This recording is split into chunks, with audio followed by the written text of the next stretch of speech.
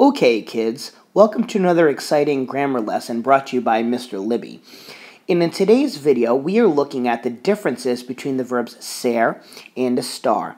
And as you know, both of these verbs mean to be.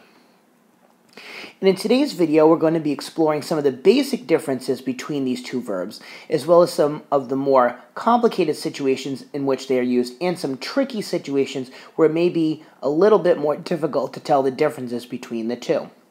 Starting with the basics, as you can see here in this picture, there's an acronym that I like to use to explain the differences between the two of them, at least for the basics.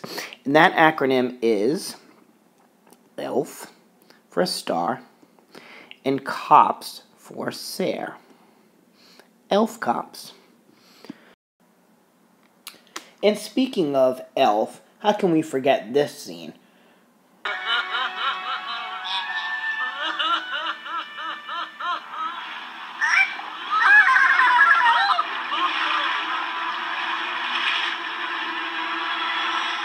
buddy. Hope you find your dad. Thanks, Mr. Narwhal. Alright, back to our regularly scheduled program here. As we said on the first slide, the differences between ser versus estar can be best explained using the acronym ELF COPS. For estar, the E stands for estar, and the L is for location, and the F for feelings. And for ser, we have characteristics, origin, professions, and then ser. A lot of people like to explain the differences between ser and estar as permanent for ser and temporary for estar. And if you think about it, it makes a lot of sense. The location of something or someone is often temporary, as are their feelings or emotional states. The same can be said for ser. Characteristics of people are generally permanent, as well as their origin, where they came from, and their professions. While temporary versus permanent works in many of the situations with ser versus estar, I don't like it as the only description as the differences between the two, because oftentimes that description of permanent versus temporary can become muddled and often confusing to students as they overthink certain situations. But let's take a look at these basic facts first, and then we'll go back and we'll talk about how sometimes they can get a little bit confusing. So for estar, we're going to use it for locations and for feelings.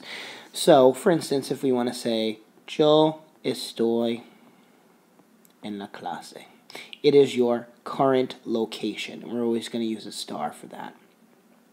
For feelings, tú estás triste, you are sad. So a location and a feeling. One thing you're going to notice is that for locations, you're always going to see the word en. The word en is a good trigger in Spanish when you're looking at ser versus estar to know that something is a location. So make sure you look at that particular preposition. It often helps choosing estar. For ser, we have certain things like characteristics, and these can be physical characteristics such as soy bajo, but it can also be personality type characteristics like él es inteligente or cómico, so on and so forth. So they could be physical characteristics, but they could also be personality traits. Origin, where people come from. You probably remember this all the way back from Spanish 1. De donde eres? Yo soy de. So soy, yo soy de, NK. When you're looking at origins, a good trigger word to know is de, from. Professions, okay? Professions we're going to use with ser. Ellos son doctores. So again, characteristics, origins, professions, ser. A couple of things of note here is to be careful between the differences between origins and locations, because both of them involve places. So you need to make sure you're reading things contextually. Are they talking about the origin of the place or the location of something or someone? When we talk about locations, that could be for both people and for objects. So it might not just be that it's where somebody's located. It could be where some object is located, like el lápiz está en la mesa. The pencil's on the table. But again, be careful between origin and location, since they both involve places. You'll always know something is an origin because of the preposition de, from, and then location you'll know from in, on. One particular thing that I find useful for a star anyway is to remember this little gem to say how you're feeling and where you are. Always use the verb estar. To say how you're feeling, where you are, always use the verb estar. Feelings, locations. To say how you're feeling, where you are, always use the verb estar. Just to recap, this is just the basics now. Estar is location and feelings, elf, and ser is characteristics, origin, professions, ser, cop. Now, besides elf cops, there are other reasons why ser and estar are used. Under the ser category, one common use of the verb ser is with possession. Things very simply like es tu cámara, it's your camera. So anything that's showing possession. Relationships, basic relationship type sentences, such as es mi abuela. Okay, or el padre de mi madre es mi abuelo. Anything that's a type of relationship. When you talk about what something is made out of, la casa es de madera. Madera is wood. The house is made of wood. Again, notice that de again. Usually a trigger for the verb ser. So again, what something is made out of. La casa es de madera. The time and the date, which is something you've been doing right from Spanish 1. Es el 5 de mayo, the date. And son las 4. It's 4 o'clock. So time and date. And something called impersonal expressions. Impersonal expressions are ways to express things impersonally, as bad as a definition as that is, when you don't have a subject. It's kind of a generic, non-subject expression, such as es importante que. It's important that. Es bueno que. It's good that. And you're always going to use the third person singular of ser. Es. On the other side of the coin with a star, one common use is for weather. Most of the weather expressions in Spanish are with the verb hacer, such as hace frío and hace calor, etc. But there are some that use a star. For instance, está nublado. It's cloudy. And of course, a very common use of a star are the progressive tenses, which is something you learned in Spanish too. So that is when you have a star plus a present participle.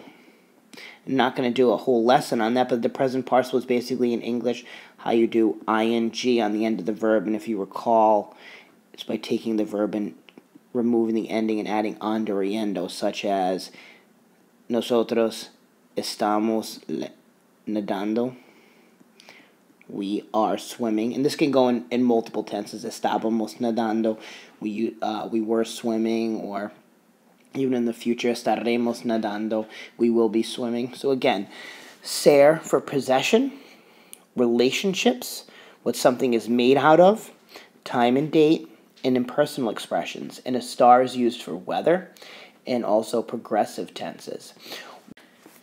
Interestingly enough, just as a little side note here, if you're talking about being in love, so being in love, love's actually going to fall under the estar category. So we say están enamorados. They are in love. It's actually considered to be a kind of a temporary thing, a condition, if you will. So being in love is something that could change or doesn't necessarily last forever. So being in love is actually, despite the fact that we use ser for relationships, quote unquote, being in love is something that falls under the estar category. As we end part 1 of the Ser versus Estar videos, I want to talk to you about something that I like to call overthinking, which is something that happens a lot when it comes to Ser versus Estar. And that is not to overanalyze each one of the situations too much. It's also one of the major reasons that I don't like to describe Ser versus Estar all the time as being something that is temporary versus permanent, because again, that kind of thinking can get you into trouble. For instance, if we were to say something along the lines of ella está deprimida, she is depressed. The worst thing that we can do is start thinking, oh my God, what if she's depressed forever? That could be something permanent. Maybe this should be Ser. When in all reality, we're just describing a feeling and we want to use Estar. Oh, él es gordo. He's fat. But wait a minute. What if he's only temporarily fat because he's planning to lose all this weight and that could change? Again, you're overthinking the situation and that can get you into trouble. Try to read the sentences as superficially as possible. Take that temporary versus permanent thing out of your brain for a moment and just read the sentences for what they say at that particular time. And that will really help you choose Ser versus Estar so you don't get caught into one of those situations where you're overthinking everything. So no overthinking. Don't do it. Not allowed. No overthinking. Okay, kids, thanks for tuning in on this video. Make sure you go on and you watch Ser versus Estar Part 2.